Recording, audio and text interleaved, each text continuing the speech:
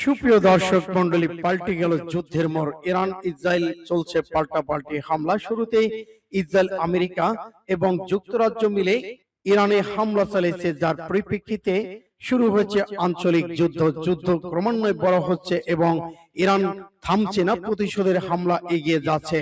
ইতিমধ্যে ইরানের সাথে যোগ দিয়েছে রাশিয়া, উত্তর কোরিয়া এবং লেবানন। হিজবুল্লাহ ইরানের হয়ে পক্ষে লড়ছে। জানিয়ে দেব আমাদের হাতে থাকা সর্বশেষ আন্তর্জাতিক আপডেট বাংলা সংবাদ। শুরুতেই থাকছে সংবাদ শিরোনাম, এরপরে জানাবো বিস্তারিত। ইরান যুদ্ধে নিয়ন্ত্রণ হারিয়েছে, ট্রাম্প ডেমোক্রেট সিনেটরের ঘোষণা। আরো থাকছে আরেক দফায় ইসরায়েলে ক্ষেপণাস্ত্র হামলা করেছে ইরান, আইডিএফ এর ঘোষণা। এদিকে নেতানিয়াহুকে হত্যার অঙ্গীকার করেছে ইরানের বিপ্লবী গার্ড বাহিনী। মার্কিন নাগরিকদের দ্রুত সৌদি ছাড়ার নির্দেশ, বড় আতঙ্ক। এবার রকেট লঞ্চার শক্তি পরীক্ষা চালিয়েছে উত্তর কোরিয়া, যুদ্ধের মহড়া। বাগদাদে মার্কিন দূতাবাসের ঘাঁটিতে ক্ষেপণাস্ত্র হামলা। এদিকে ইসরায়েলি সেনাদের ব্যারাকে 47 হামলা চালানোর দাবি লেবানন সশস্ত্র গোষ্ঠীর। এবং সর্বশেষে জানিয়ে দিব, নতুন করে ইসরায়েলি বিমান ঘাঁটি ঝাঁঝরা করে দিয়েছে ইরান, নিশ্চিত করল সিএনএন। এতক্ষণ শুনছিলেন সংবাদ শিরোনাম, এখন বিস্তারিত। তবে অনুরোধ থাকবে এই ভিডিওটিতে একটি লাইক দিন এবং কমেন্টস করে জানিয়ে দিন আপনি কোন জেলা থেকে বা কোথা থেকে আমাদের সাথে যুক্ত আছেন। ইরান ইসরায়েল যুদ্ধের আপডেট বাংলা সংবাদ হাতে পেতে চ্যানেলটি সাবস্ক্রাইব করুন, আমাদের সঙ্গে থাকুন। ধন্যবাদ। ইরান যুদ্ধে নিয়ন্ত্রণ হারিয়েছে, ট্রাম্প ডেমোক্রেট সিনেটর। ইরান যুদ্ধে মার্কিন প্রেসিডেন্ট ডোনাল্ড ট্রাম্প নিয়ন্ত্রণ হারিয়ে ফেলেছেন বলে মন্তব্য করেছেন ঊর্ধ্বতন ডেমোক্রেট সিনেটর কুটস মাফ্রে। ইরানের যুদ্ধ শুরু করে যুক্তরাষ্ট্র ইসরায়েলের মধ্যপ্রাচ্যকে দ্রুত অবনতিশীল সংকটের দিকে ঠেলে দিয়েছে বলেও উদ্বেগ প্রকাশ করেছেন তিনি। সামাজিক মাধ্যম এক্সের ধারাবাহিক কয়েকটি পোস্টে মার্ফি সতর্ক করে দিয়ে বলেছেন, এই যুদ্ধ এরই মধ্যে এই অঞ্চলে সহিংসতা চক্রে ঠেলে দিয়েছে। এটি এখন দিবালোকের মতো স্পষ্ট। ট্রাম্প এই যুদ্ধের উপর নিয়ন্ত্রণ হারিয়েছেন। ইরানে পাল্টা আঘাতে হানার সক্ষমতা সম্পর্কে তিনি অনেক ভুল ধারণা বলেছিলেন। গোটা অঞ্চল এখন আগুনে জ্বলছে। মার্ফি বলেন, প্রথম সংকটটি চলছে হরমুজ প্রণালীকে ঘিরে। এটি অত্যন্ত সরু নৌপথ, যেখান দিয়ে বিশ্বে মোট তেল বা গ্যাস সরবরাহের 20% বেশি পরিবহন হয়। ইরান এই সমুদ্র পথটি বিঘ্নিত করার সক্ষমতাকে খাটো করে দেখেছিল ওয়াশিংটন। ট্রাম্প মনে করেছিলেন ইরান হরমুজ প্রণালী বন্ধ করবে না, তিনি ভুল ধারণা করেছিলেন। আর এখন তেলের দাম বাড়ছে। ইরানের ড্রোন, স্পিডবোট এবং সমুদ্র মাইন হরমুজের জলপথকে অনিরাপদ করে তুলেছে এবং এগুলো নির্মূল করা অসম্ভব বলে তিনি জানিয়ে দিয়েছেন। হরমুজের পদ্ধতিতে সংকট হিসেবে মার্ফি আধুনিক যুদ্ধের ড্রোনের ক্রমবর্ধমান ভূমিকার কথা তুলে ধরেন। তিনি বলেন, সস্তা এবং অস্ত্রধারী ড্রোন দিয়ে ইরান অনির্দিষ্টকাল ধরে আঞ্চলিক তেল ডিপোগুলোতে আঘাত হানছে। এরই মধ্যে যুদ্ধের তৃতীয় সপ্তাহে এসে ইসরায়েলে ওয়াশিংটন জানিয়েছে তাদের ব্যালিস্টিক ক্ষেপণাস্ত্র ইন্টারসেপ্টর মজুত করে আসছে। মার্ফি সতর্ক করে বলে, এই সংঘাত ভৌগোলিকভাবে ছড়িয়ে পড়েছে। লেবানন, ইরাক থেকে ইসরায়েল, যুক্তরাষ্ট্রের লক্ষ্যবস্তু আঘাত হানা হচ্ছে। এমন হুতি গোষ্ঠী সিরিয়া এই যুদ্ধে জড়িয়ে পড়তে পারে বলে তিনি আশঙ্কা প্রকাশ করেছেন। সূত্র ইন্ডিয়া টুডে। আরেক দফায় ইসরায়েলি ক্ষেপণাস্ত্র হামলা করেছে ইরান, আইডিএফ এর ঘোষণা। ইসরায়েলের প্রতিরক্ষা বাহিনী আইডিএফ নতুন এক সতর্কবার্তা জারি করে জানিয়েছে, ইরান থেকে নিক্ষেপ করা ক্ষেপণাস্ত্র শনাক্ত করেছে দেশটি। গত 9 ঘন্টার মধ্যে এই হামলা ছিল 5ম দফার হামলা। যেসব এলাকায় হামলা হয়েছে সেখানকার বাসিন্দার নিরাপদ আশ্রয় থাকার জন্য অনুরোধ করেছে আইডিএফ।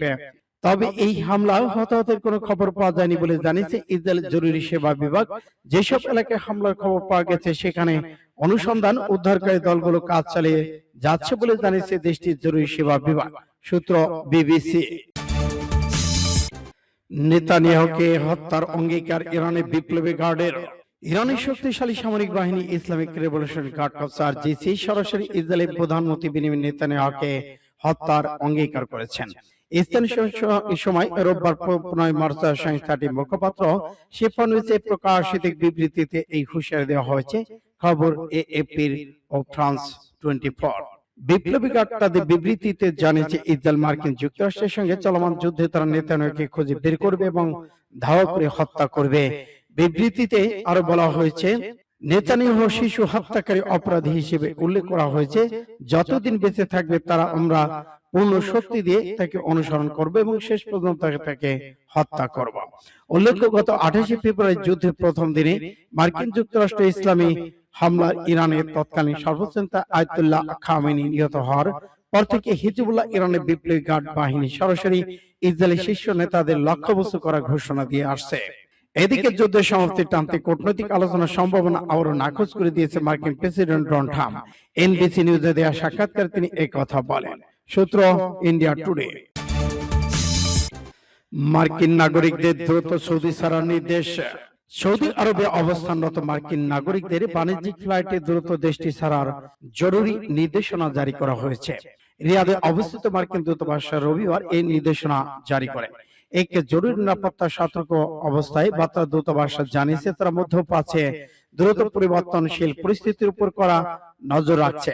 মার্কিন নাগরিকদের নিরাপত্তায় যখন প্রেসিডেন্ট ট্রাম্প পররাষ্ট্রমন্ত্রী রুবিও এবং স্টেট ডিপার্টমেন্টের কাছে সর্বোচ্চ অগ্রাধিকার। সূত্র মার্কিন দূতাবাস বিডি প্রতিদিন। এবার রকেট লঞ্চার শক্তি পরীক্ষা চালালো উত্তর কোরিয়া।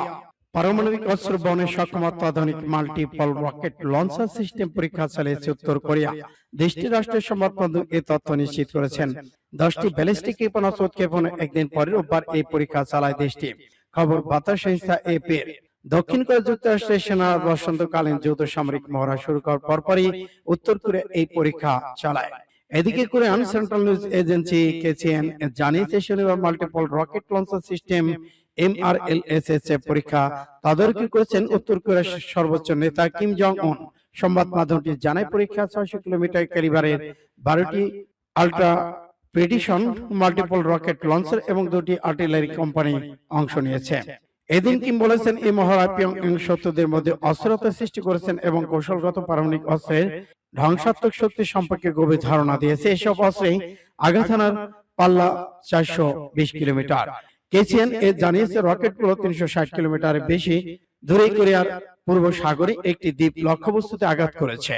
MRLSS কে খুব মারাত্মক তবে আকর্ষণীয় অস্ত্র হিসেবে বর্ণনা করে এর প্রশংসা করেছেন কিম।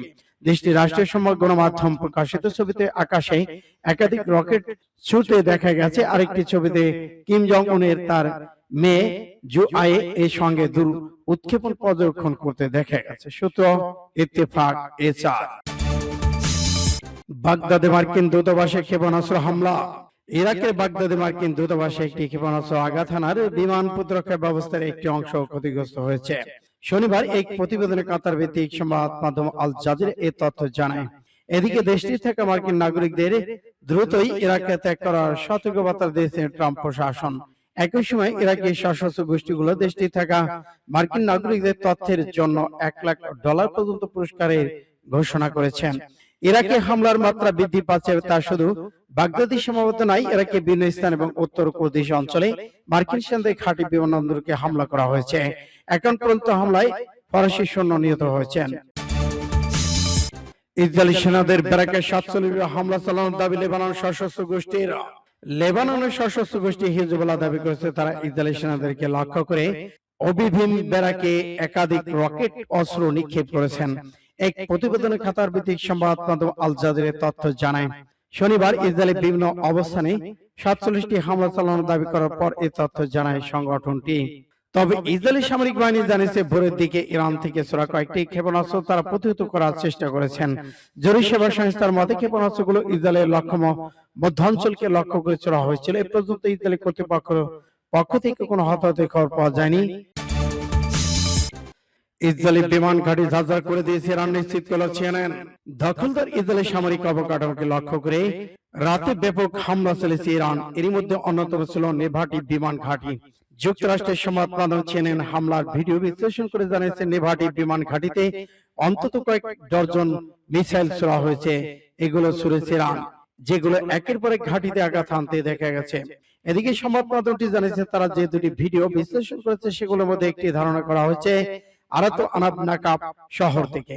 এটি বিমান ঘাঁটি দক্ষিণ দিকে অবস্থিত। ভিডিওতে যেসব ভবন দেখা গেছে সেগুলোর সঙ্গে পুরনো ছবির সাদৃশ্যতা খুঁজে পাওয়া গেছে বলে জানা গেছে। ভিডিওটি ঘাটের পাশ থেকে ধারণ করা হয়েছে, এটি নিশ্চিত আকাশের উপর দিকে ধরা রাখা ক্যামেরায় ধরা পড়েছে কয়েক ডজন মিসাইল এই ঘাটের উপর আসছে পড়েছে। ওই সময় সেখানে সাইরেন বাজছিল। ওই সময় আরো দেখা যায় মিসাইল ঠেকানোর একটি প্রতিরোধী মিসাইল ব্যাটারি থেকে চলেছে ইসরায়েলি বাহিনী। এছাড়া ঘাটি কন্ট্রোল টাওয়ার ভিডিওতে দেখা যাচ্ছিল। ঠিক তখনই ঘাটিতে মিসাইল পড়তে থাকে এবং সেগুলো বিস্ফোরিত হতে থাকে। এরপর ওই ঘাটি থেকে ধোয়ার কুণ্ডলী দেখা যায়। সূত্র আরব নিউজের।